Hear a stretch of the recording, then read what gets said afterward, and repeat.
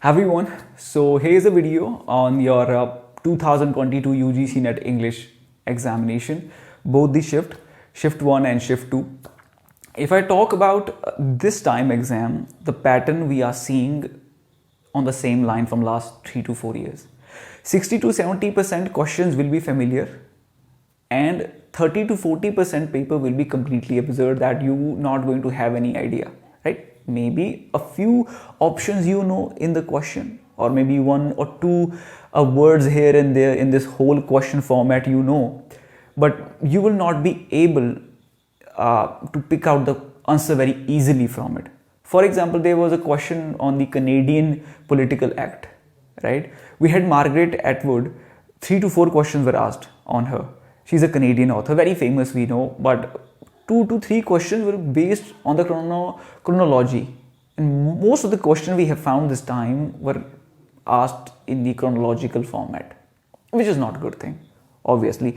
So the questions which were asked there, they were coming mainly from your literary theory. This time we have seen the literary theory was the dominating part. As we see, your comprehension was based on the Roland Barthes toy essay which he has written. And if you talk about his very first question onward, I have also created a short, his narrative style, your semantic, your procreatic, your proetic, your semic code, your symbolic code, your hermeneutic code, what those codes are which are used there in the narrative, that how we get the meaning of the text, right? On those basis questions were asked, वहाँ से questions पूछे गए थे. So I think यही आगे भी होने वाला है, right?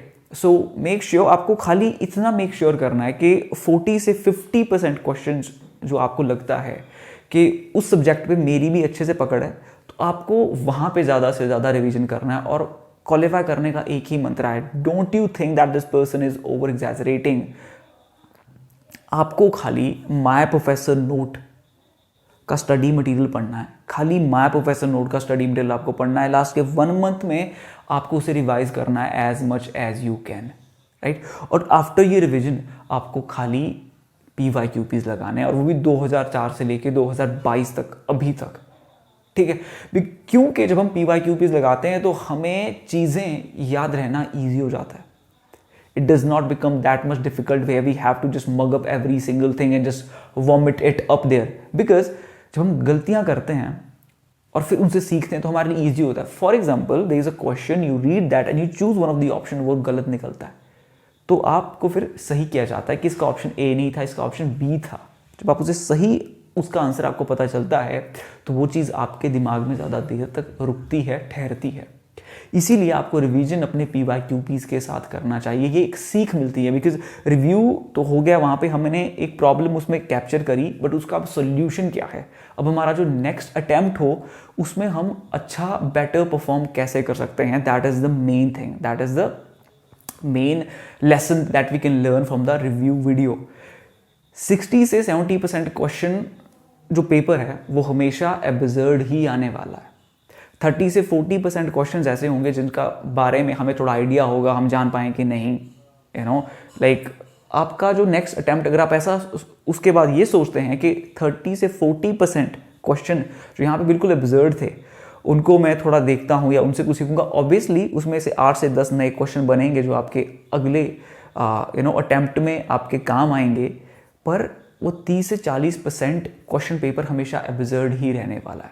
तो आपका फोकस खाली इतना होना चाहिए कि मुझे 50% क्वेश्चन यहाँ से पकड़ने हैं, मुझे 50 क्वेश्चन चाहिए, 50 क्वेश्चन गलत होने दो, 50 क्वेश्चन NTA के ही रहे, मुझे बस खाली 50 क्वेश्चन चाहिए जो मुझे करेक्ट करने हैं फॉर माई नेट. और 60 क्वेश्चंस आपको लीस्ट करने ही करने पड़ते हैं, ठीक है? अब 40 क्वेश्चन अगर आपको ऑब्जर्व आ रहे हैं, आपको पता नहीं चल रहा है, ऑप्शन कुछ अजीब से हैं या क्वेश्चन कुछ अजीब सा है, तो वहाँ पे भी हमारा गेस वर्क कई बार चल पड़ता है. हमें खाली रिलेट करना होता है कि जो क्वेश्चन पूछा है, क्या ये क्वेश्चन इस कौन से ऑप्शन से ज़्यादा रिलेट कर पा रहा है.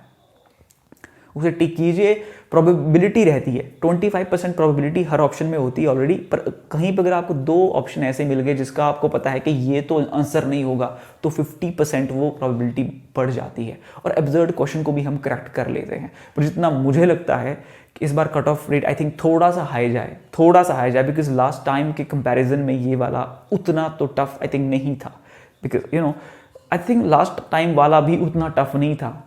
इफ ऐसे आप तो ये कहेंगे कि सर आप तो ये चीज़ कहेंगे ही क्योंकि आप एक बहुत लंबे अरसे से इस चीज़ को प्रिपेयर कर रहे हैं, ये भी एक चीज़ है, बट ऐसा कुछ भी नहीं पूछा जाता कि आपको आए ना। हाँ, कुछ क्वेश्चन रहते हैं और वो हमेशा ही रहेंगे।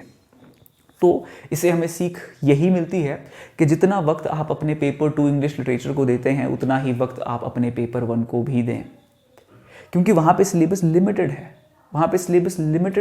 आप सारे जितने भी, कईयों का मैथ अच्छा होता है, चीज़ खाली एक है कि हमें इसका पैटर्न पकड़ना है, चाहे वो पेपर हो चाहे वो क्वेश्चन हो। पैटर्न एक बार आपके पकड़ में आ गया, फिर आपको कोई भी एग्ज़ाम, कोई भी चीज़ क्रैक करने से नहीं रोक सकता। और इसका पैटर्न एक ही है कि पेपर 1 को 5 घंटे अपने इंग्लिश लिटरेचर, पेपर 2 को लास्ट का 1 मंथ खाली रिवीजन के लिए रखो। उसके बाद कुछ भी नहीं देखना है। माय प्रोफेसर नोट का स्टडी मटेरियल लेना है, जो updated study material that we have updated now, it will cost you 2950 rupees, right.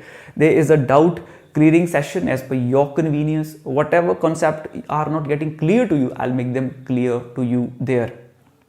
Okay, तो इसे आप रिवाइज कीजिए, स्टडी मटेरियल को पढ़िए और अपने PYQPs लगाइए, नेट JRF आपका होगा, right? Very soon I will be back with another most important video. Till then time, keep pushing your limits, have the consistency, have the discipline. Whatever you want will be yours. This is Bhupesh Sharma signing off.